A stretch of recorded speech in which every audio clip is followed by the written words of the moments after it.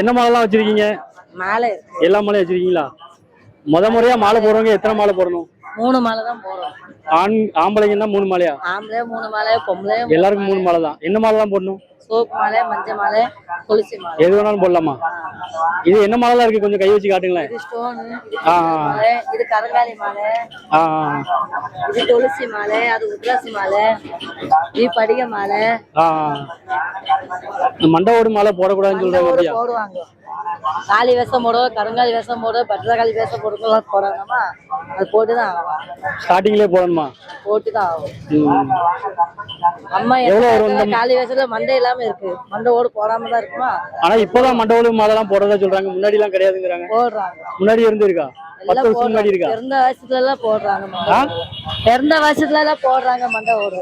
அப்படியா? 3 வேஷம். நீங்க முத ஆரம்பிக்கும் போதெல்லாம் மண்டவோடு இருந்தது? மண்டவோடு போட்டது முன்னாடி இருந்து இருக்கு. சரி சரி. எவ்வளவு வரும் இந்த மாலைலாம்? இதுனா 800 ரூபாய் ஆகும். 800?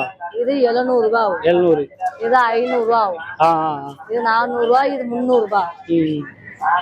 முதல் டைம் மாலை போடுறவங்க என்ன மாலைலாம் போடலாம்? கை வச்சு கொஞ்சம் காட்டிடுங்களேன். இது மஞ்சள், இது சோப்பு, இது துளசி. இந்த 3 போடலாம். அதுக்கும் அவங்க தேவைப்படுறது மாலை போடுவாங்க. காளி வேஷத்துக்கு கருப்பு போடுவாங்க. மஞ்சள் மாலை வந்து டீஷர்ட் எடுக்கிறவங்க போடுவாங்க.